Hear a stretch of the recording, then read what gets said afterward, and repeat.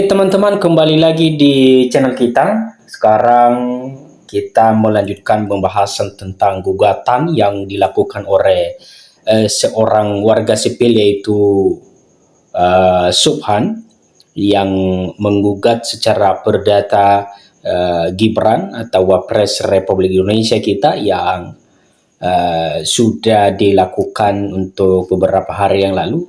Dan kita lihat banyak yang bisa meyakinkan kita bahwa pernyataan daripada Subhan ini tidak benar, teman-teman. Karena kita bisa lihat bahwa dia ngomong pun udah lain atau bisa kita bilang lain topik yang dibahas, lain juga yang dia bahas. Di sini kita bisa lihat bahwa benar yang dikatakan para netizen kemarin, apakah Subhan ini hanya benar-benar mencari sensasi atau gimana, teman-teman. Dan berikut kita coba melihat atau menyaksikan bersama cuplikan video daripada gugatan Wapres Gibran. Segala macam cara digunakan untuk menjatuhkan Gibran Rakabuming Raka. Namun Mas Wapres kita ini meskipun kalem bisa juga sesekali barbar, dan kali ini Gibran Rakabuming Raka dengan mudah memenangkan gugatan. Dan saya juga sangat-sangat kaget ketika melihat sebuah edaran video soal jaksa yang dalam tanda kutip menahan Subhan.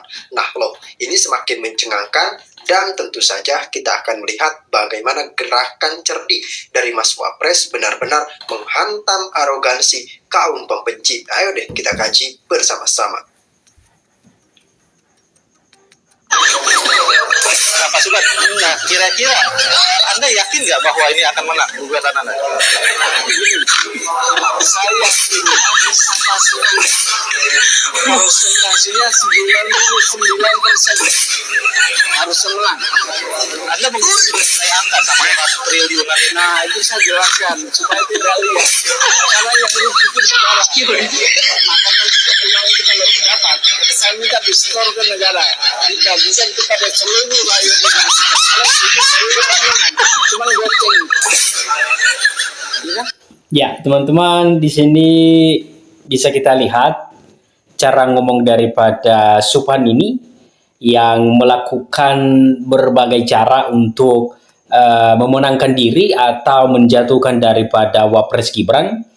Dan kita bisa lihat dari cara ngomongnya pun udah banyak yang bertele-tele ya, teman-teman, yang mengatakan bahwa uang yang 125 triliun itu dibagikan kepada seluruh warga Indonesia katanya. Mana mungkin, teman-teman.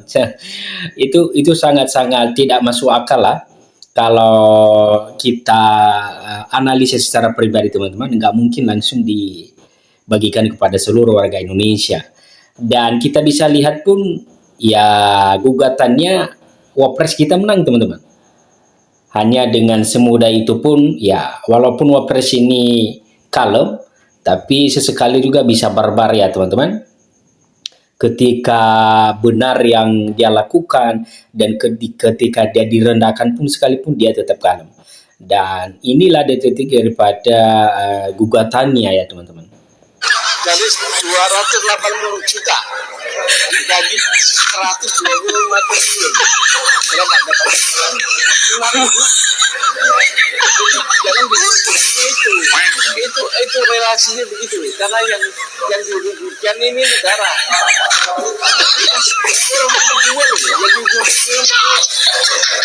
Apa bukti yang dipunya oleh Pak Subhan, coba? Iya. Dokumennya. Ini saya bacakan ada video bunyi Monggo. pasal Undang-Undang Nomor 7 Tahun 2017 tentang Pemilihan Umum, pasal 169 huruf R, junto pasal 13 Peraturan Komisi Pemilihan Umum Nomor 19 Tahun 2023 huruf R juga. Bunyinya begini nih. Halo teman-teman di live stream. Hari ini saya sedang mencari 100 orang pertama yang mengalami berpendidikan paling rendah tamat sekolah menengah atas, madrasah aliyah, sekolah menengah kejuruan, madrasah aliyah kejuruan, atau sekolah lain yang sederajat. Cukup kan? Cukup definitif itu. Kenapa? Sangat definitif. Iya, definitif. Sangat. Nah, dia si wakil presiden ini gak punya salah satu dari yang disebut ini. Sekolah lain yang sederajat, Bapak mau memahami makna sekolah lain yang sederajat itu gimana? Silakan jawab. Makna lain yang sederajat itu adalah sederajat yang diselenggarakan berdasarkan hukum Indonesia. Oh, enggak bunyi begitu, Pak. Coba jangan menerjemahkan sendiri. Bukan, ya. ini bukan menerjemahkan. Jangan mencoba membangun interpretasi. Bapak juga jangan menafsirkan lain. Ini tafsir gramatikalnya begitu. Loh, KPU sebagai lembaga pelaksana pemilihan umum ya, baik di daerah KPUD dan di pusat itu KPU, itu sudah menginterpretasi itu berdasarkan kewenangan diskresi yang ada pada mereka, Pak.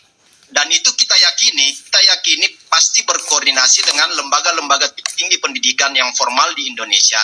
Karena kalau misalnya itu kalau itu diinterpretasi bahwa lulusan luar negeri tidak bisa, pastilah KPUD akan membatalkan itu ketika di Solo yang lalu. Kemudian KPU pusat juga akan menganulir itu atau menolak itu kalau itu diinterpretasi, diterjemahkan bahwa lulusan luar negeri itu tidak memenuhi. Jadi kalau menurut Bung David, sederajat yang itu sudah dilalui oleh Mas Wapres, yang dimiliki itu sudah diverifikasi oleh KPU, sudah dianggap sederajat, harusnya nggak jadi masalah begitu, Bung David?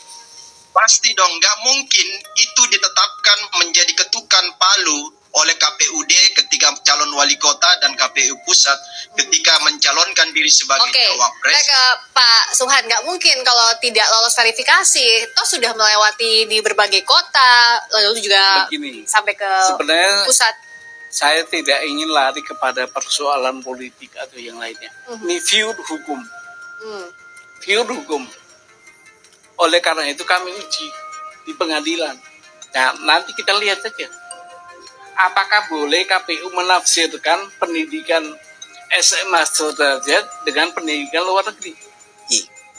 Yang menarik di sini adalah dari dalil-dalil yang mereka sampaikan, mereka menyebutkan ada keputusan Mahkamah Konstitusi ya yang dilanggar, khususnya tentang putusan MK nomor 90 tahun 2023. Nah, sebelum saya berbicara lebih lanjut tentang niat dari kawan-kawan ini yang memang itu sepertinya memang keinginan ya, keinginan laten dan juga kemungkinan itu adalah keinginan manifest ya, mereka ingin memakzulkan Gibran. Dan yang paling berbahaya adalah, yang paling naif adalah tentang adili Jokowi. Nah, ini lebih gila lagi nih. Ya tentu. Ya, teman-teman, kita bisa melihat ya teman-teman, seperti apa tanggapan-tanggapan daripada penggugat Wapres kita ini, yaitu Subhan, yang bisa kita nilai agak lari dari topik pembahasan, teman. Ya, dan tanggapan-tanggapan para netizen pun udah bisa kita lihat dan saksikan bahwa Subhan ini tidak akan bisa menang melawan daripada Wapres, karena gugatannya itu ya nggak mungkin jaksa mensahkan atau menetapkan dia sebagai mulai dari wali kota sampai ke Wapres kalau mereka belum tahu seperti apa latar belakang atau sistem daripada kerja Wapres ini, teman-teman. Mulai dari wali kota hingga jadi Wapres ini. Mana mungkin dia bisa jadi wali kota dulu ketika dia masih belum sekolah, ada yang mengatakan belum melewati SMA, minimal SMA, tamatan SMA atau SLTA, teman-teman. Dan di sini kita bisa lihat pun ya tanggapan-tanggapan seperti itu hanya untuk menjatuhkan daripada Wapres ini. Dan di sini kita bisa lihat Wapres juga ya santai dan kalem, dan bisa kita lihat dia menang juga menghadapi daripada gugatan Suphan ini. Niat mereka ini ya sudah direncanakan, dan rencana-rencana aksinya pun mereka tentu sudah susun. Nah, saya akan berkomentar terlebih dahulu tentang reshuffle kabinet ya yang baru saja dilakukan oleh Presiden Prabowo Subianto. Ada 6 posisi yang diganti, 4 menteri ya dilakukan pergantian, 1 menteri reposisi, dan 1 menteri adalah menteri baru, Kementerian Haji ya. Saya tidak ingin terlalu detail membahas tentang reshuffle kabinet ini, tetapi yang jelas ada semangat yang dilihatkan oleh Presiden Prabowo menyikapi aksi yang terjadi beberapa hari terakhir ini. Kita melihat ada beberapa menteri yang kontroversi memang kemudian diganti oleh Presiden Prabowo. Misalnya pergantian Menteri Keuangan Sri Mulyani Indrawati yang sebelumnya dikabarkan mundur, ternyata ini malah diganti oleh Presiden. Tentu banyak sekali alasan ya yang dimiliki oleh Presiden, khususnya kenapa Menteri Sri Mulyani ya diganti. Tentu ini kejutan-kejutan atau respon dari market atau dari pasar yang tentu dikhawatirkan akan ada gejolak.